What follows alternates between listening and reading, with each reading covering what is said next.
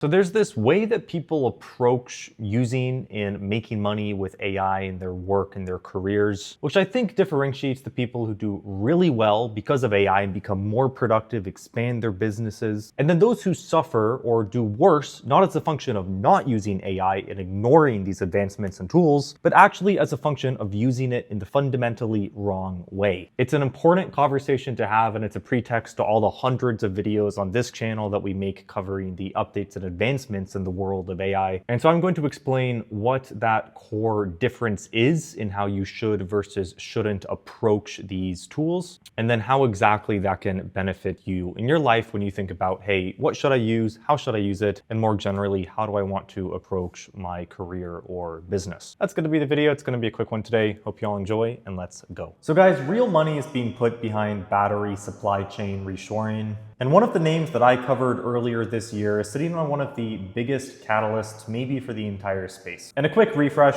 essentially every gram of natural graphite anode material in the world today comes out of this country, and that's the core input that makes lithium-ion batteries work. You're talking phones, laptops, EVs, and defense tech are all bottlenecked by that critical mineral. So the West has been trying to work its way out of that dependence for years, and that is where today's sponsor, Nouveau Monde Graphite, or ticker NMG, comes back into the picture. NMG is building America's first fully integrated carbon-neutral graphite anode operation. They have a mine north of Montreal and a battery material plant right next to GM, POSCO, BASF, and Ford EcoPro. And all of it is powered by Quebec hydropower, which means a fundamentally lower carbon product than what comes out of equivalent Eastern chemical processes. And then here's the update that's the reason for this follow-up. The government of Canada just signed an official binding offtake term sheet with NMG for 7 years. That is 30,000 tons per year of graphite concentrate. And on top of that, above the fixed price, Canada gets a 50-50 profit share, which means they're a partner in this, not just a customer. And as a second update, NMG just closed a $297 million financing round. $213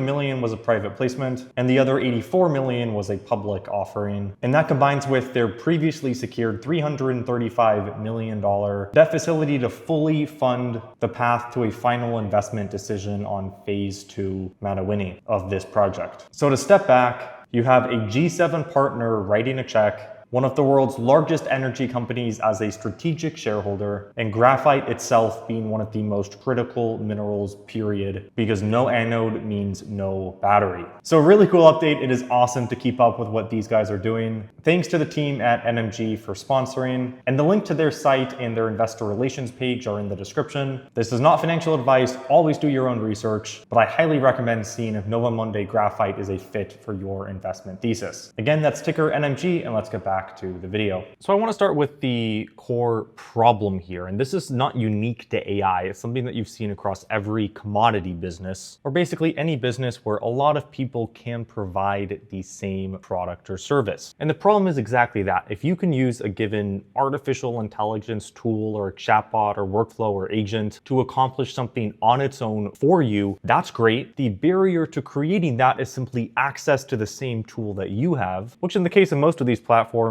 is a few dollars a month. In simple terms, anyone else can do exactly what you have prompted the agent to do if it proves commercially viable. And again, that's an entirely endemic economic reality. Anytime there's something valuable, whether it's a drug, whether it's a drop shipping product that's doing really well, if there's not IP protection like your patents or your trademarks on it, then that value spread is going to get arbitraged out, right? Margins are going to get compressed over time. And usually there's time for the markets to adjust, like for new manufacturers to start creating the off-brand version of the drug. But AI does that on steroids. Not only is there no moat, but any single other individual who recognizes the economic value of what the agent or the AI or the tool is doing can replicate it 1,000,000 times over by function of the leverage that AI provides. So not only do you have no moat, if you happen to stumble across a moat, that will get arbitraged out like this. And And that's not a perfect equation. It's not like there are no opportunities to go generate value or create businesses with these AI tools, but you'll see how this sets up in the frame that I want to present here next, which I think clarifies this concept and is why some people do really well and some people suffer as a result of using AI tools in this way. And that observation is the people who do the best with AI in terms of becoming more productive, making more money, what they do is they have some human insight or ability, something novel or unique that they do really well. And then AI magnifies that. It elevates it by a factor of 10 or 100 or 1000x. It lets them do what they already uniquely do really, really well, even better in a more automated fashion. And that is what makes AI so incredibly economically valuable. But the critical differentiator there is that the idea, the insight, the novelty itself did not come from AI. That was the human, and AI just elevates the human. And it doesn't have to be a human. It can be a workflow. It can be something that is IP protected, but it starts with the human. And that in of itself is the moat. And then on the flip side, you see a million people who go ask Claude, hey, make me a business, make me a website, vibe code me this thing, where the AI is the driving force in identifying the quote unquote thing that works. And as an example of this, you can look at the market for software engineers. And what you're seeing is this kind of split where the top echelon of coders, of programmers, use AI to become incredible, right? Super programmers, where they can be that much more productive using these other AI tools. But that's because they are so good already. They have something unique about their approach to it, or they're really good for whatever set of reasons. And then you have all these other entry-level coders who try and learn coding with AI, and then they try and go get these jobs and use AI for it. And those people, their salaries are crashing, and then the salaries of that top echelon are going vertical. That is an illustrated example of this concept. And you can see that in the data extrapolated across all these other domains, where the people or teams who have some idea or insight or workflow or approach and use AI to elevate it, to make themselves vastly more productive and be able to do that thing better, they are winning because of AI, while the people who outsource their brains, their ideation, everything to AI lose by function of the lack of novelty of these systems and the fact that even if they do find something awesome and it works out, well, everyone else with access to that same set of tools will come in and do the same thing for less money. And so the warning there to you as far as how I think you should approach AI in your career or your business or entrepreneurship is don't delegate your brain to AI, because if you do that, you are as good with anyone else with an internet connection or a subscription to that tool. Rather, I think the best economic frame for using this technology is to take the ideas you have, the business you have, what you do really, really well, and then helping you delegate, automate, and scale that fundamental thing. Another example of that is this YouTube channel, where an enormous amount of the work is done by AI, whether on the communication side, on invoicing, on scripting, outlining, editing, and none of those things are the core set of insights or the quote unquote program that helps the channel do well. Those are just things that need to get done. But by doing those things with AI, you get a much stronger business, better margins, and more time to focus really on the core set of abilities or insights or processes that help the channel do well. And that's why a lot of the lowest hanging fruit that we talk about on this channel for using AI is replicating the work you already do. It's less so new work, but you already do things that are economically valuable if you're paid for it or if it generates money. So start by helping you do that better. And then we can talk about starting a business with AI or using agents on this new idea or having AI sandbox its own projects. So I hope that makes sense. That's a difficult idea to package, but I think it is really a valuable one, and it is where a lot of the newer, say, vibe coded-esque projects go wrong. That in mind, there's lots more on this channel once you have that thing to help you go with all these tools and agents and technology do it better. So I hope you find those resources helpful. And if not, that AI can aid you, can help you find that core insight or process or idea that makes you special and you a unique force in the labor market to then enhance with AI. That is the video. Hope you're having a great day wherever you are in the world, and I will see you in the next one.